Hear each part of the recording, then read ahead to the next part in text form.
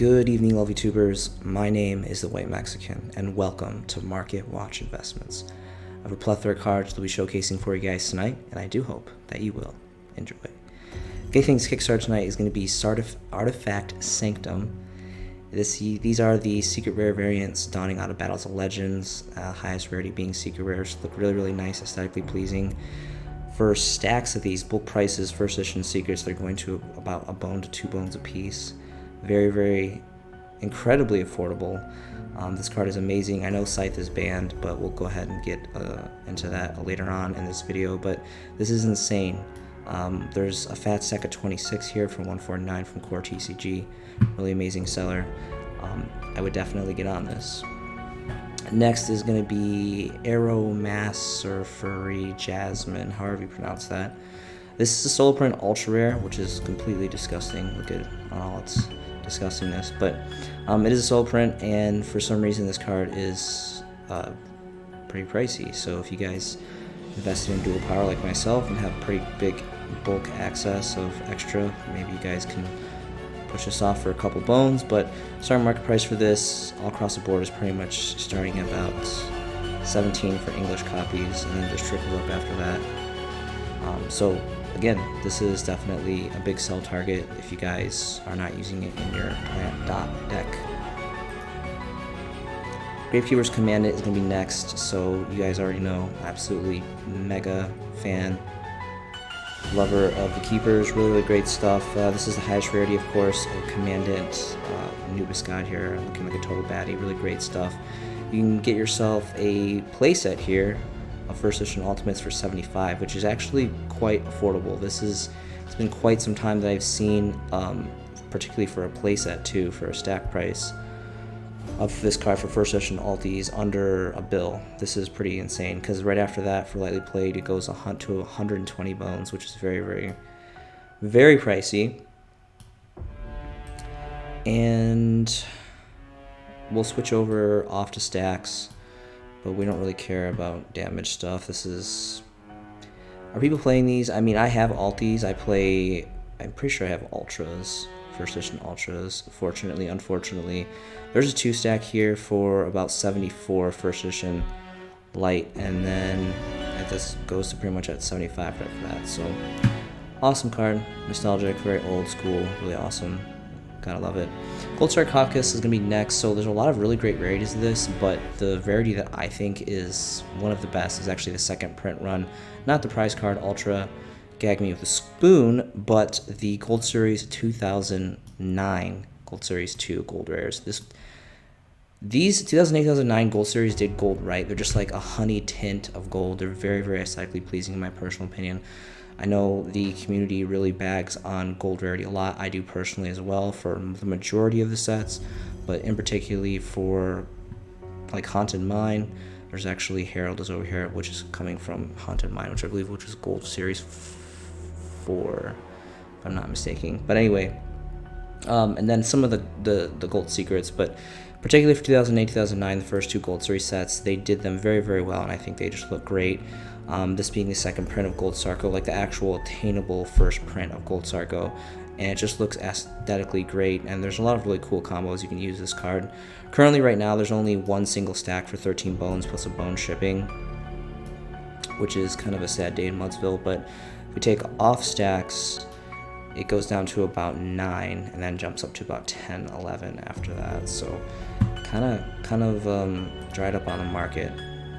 Macrocosmos is going to be next, specifically the secret rare variants out of the new-ish dot set of the Speed Duels. Duels of the Shadows. I personally don't know anything about Speed Duels. I don't play Speed Duels. I just think their secrets look gorgeous. I just love them. I think they look aesthetically amazing. And Macrocosmos, technically this is the new highest rarity hierarchy wise for Macrocosmos. I love my purple cards. I'm a mega anti-meta player, lover. I'm all in that. So this is really, really cool. I actually just picked up my playset not too long ago, and I'm really actually quite happy about that, because I sold my first edition Ultras, thank God. And these are going for about 9 bones, pretty much all across the board here. I am looking for bulk prices because, again, this isn't really something you're going to get 1 or 2 of. It's at 3. If you're running this card, more than likely you're going to run a playset. So playsets are going to start about 9 bones for the first couple stacks. Winda's going to be next. So there's a lot of really cool variants of Winda. This is my all-time favorite, being the highest rarity of a secret rare. Hierarchy-wise, you could say that the original, I think the original was an ultra rare. But it's an ultra rare, and that's just disgusting. That's just like, why would you hate yourself? Like, just go ahead, spend a couple bones, get yourself a nice, slick, secret rare, first edition stamp, just looking real sharp, and it'll be a good time. So even for bulk prices of this, being at the highest rarity of secret rare, it's not even 3 bones, pretty much all across the board. It hits 3 bones right here for this 6 stack. And there's a couple here available. So and she's got like green hair, which is like really cool. She's like riding a dragon, and she's a total baddie. So I mean, like, how can you not love that? Really awesome stuff. Hornet is going to be next. Now, I am aware that there's a collector's rare. I'm not a huge fan of collector's rare. Some cards look really, really great in collector's rare, and other cards just look like just not so great, in my personal opinion. I think the original super rares, they're old enough, specifically for the first editions. They look fine, more specifically for playability purposes, obviously. I think this deck has amazing, amazing, amazing artwork. I'm absolutely in love with Inzectors, specifically for the artwork, but back in the day, like 2012-ish, 2013, or 2012, maybe like 2011, I can't remember. It was a long time ago. Order of Chaos format, you know, wind-ups and sectors, really, really like infamous format to me personally. And these are just insanely cheap. I remember picking these up for like 5 bones for like years and years and years and years and years and years. And now they're like a bone, pretty much a bone plus all across the board. We're talking about original print, first editions. It's pretty insane. Again, you guys want the collector's rares. They're not too expensive. I think they're like 25, maybe 20 bones, I'm not sure, but I think the super rares do just fine. They're really, really great. Next is going to be Scythe, specifically for the Primal Origin original OG super rare prints. Now, I'm aware this card is banned. This card is ridiculous. It's insanely affordable too. Being that this is the original print, this is a relatively older set now. Primal Origin goes back quite some years. And again, I'm a huge fan of bulking up on off season or off ban season. We're not having a ban list anytime soon. Obviously, we just had a list, so this isn't coming off anytime soon. But these are just so incredibly affordable, even for bulk stacks. I mean, we're talking about first edition original super prints here, not even 2 bones, pretty much all across the board. And there's plenty of stacks here available. Only 1 page though, so there also was a Megaton mirrored super rare print, but I mean, they're pretty much the same price. You might as well just go for the OGs personally. Herald of Perfection is going to be next. So again, it was Gold Series 5, I guess, which was Haunted Mine. This is a really cool ritual, one of my personal favorite rituals. I don't really dig deep in with rituals, but Counter Fairies is a really fun deck. I love that deck, and just this whole deck of Herald of Perfection is just really fun. Just negate dot everything dot deck is just really, really awesome. This is my personal favorite print of this card, being the Ghost Gold Hybrids.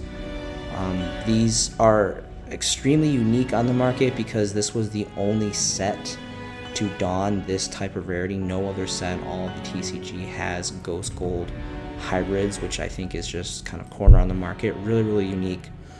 Starting market price for bulk prices specifically is going to be 10 bones for lightly played, and then it goes up to 13 and just kind of trickles up after that. So really not that bad. I mean, I remember years ago getting them for like 6, 8, but 10 bones, especially for stacks slightly played for Ghost Gold, these are still very much Ghost cards. Yes, to a certain extent, they're condensed Ghost cards, but very unique, again, having the gold blended in there, which is I really like. There also is the original Shining Darkness Ultimate Rares, which, you know, no stranger to that. Those look really, really cool. This kind of reminds me of Thousand Eyes Restrict, although, like, I don't know if these are, like, holes or eyeballs, or I don't know what's going on here, but this card always reminds me of, like, a Jawbreaker or something, like a cracked Jawbreaker or something like that. Starting market price for bulk stacks for first edition alties are going to go for about 29 bones and then quickly jump to 40. So that's a pretty excessive jump there. We'll take away stacks and figure out what the onesie twosies are. There's a one stack here for light played first for 26, and then it kind of just trickles up after that. So to each their own on that. Michion is going to be next. This is a pesky solo print, unfortunately. Disgusting rarity of ultra rare, dawning out of Battles of Legends, Relentless Revenge, a pretty old set now. This card is pretty insane. I mean, it's a level 10. Personally, I've been doing some play testing in Outlich. I love Outlich a lot. And there's another one.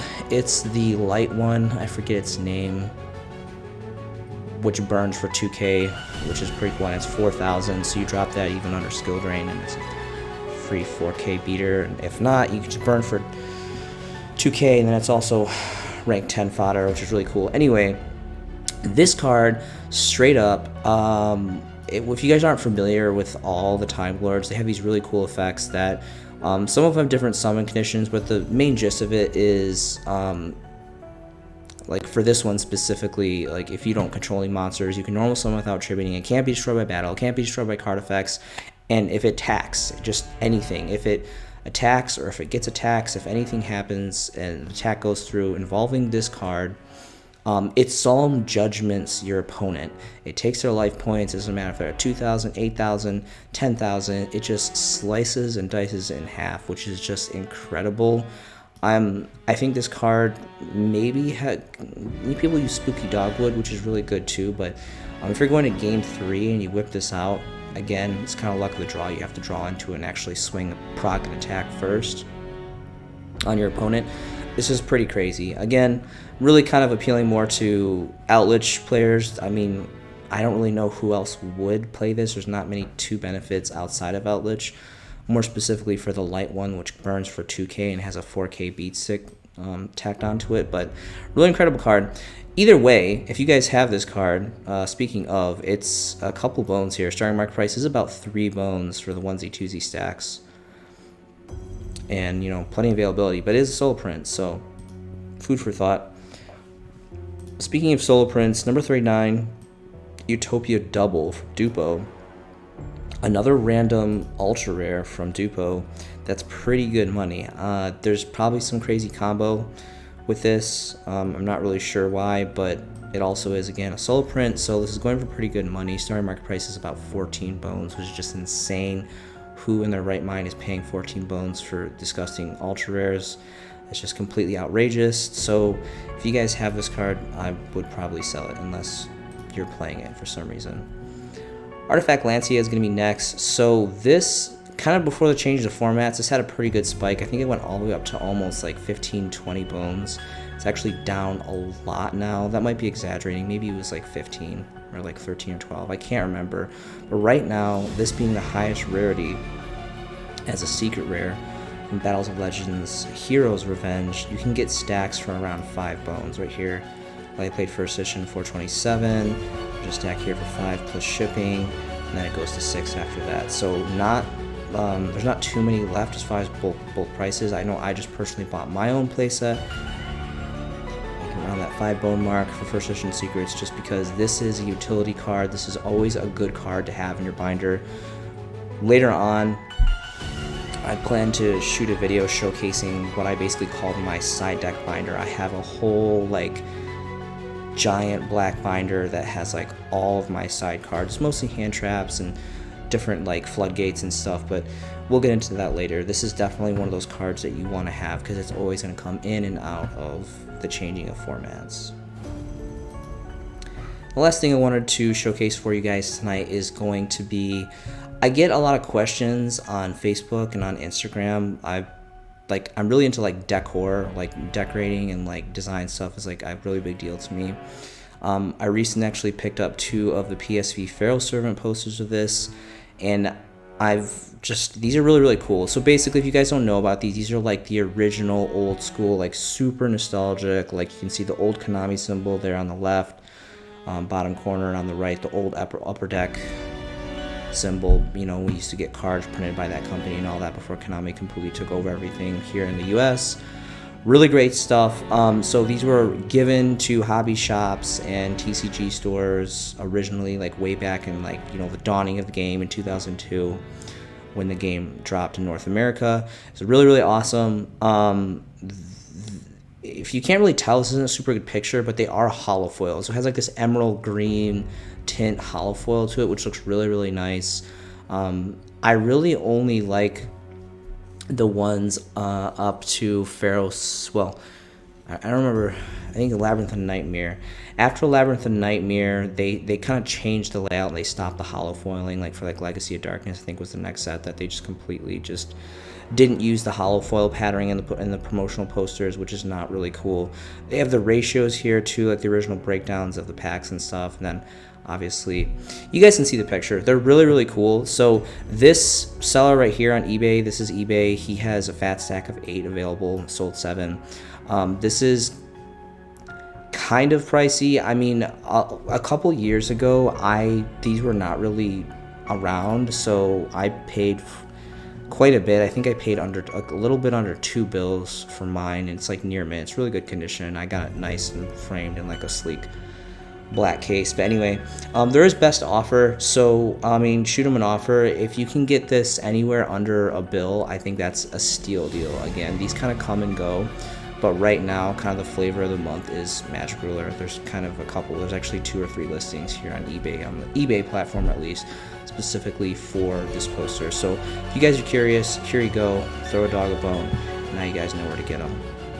Thank you so much for joining me tonight. I hope you guys are making some fantastic Yu-Gi-Oh! Investments yourself. This has been a showcasing by The White Mexican, and I will see you in the next video.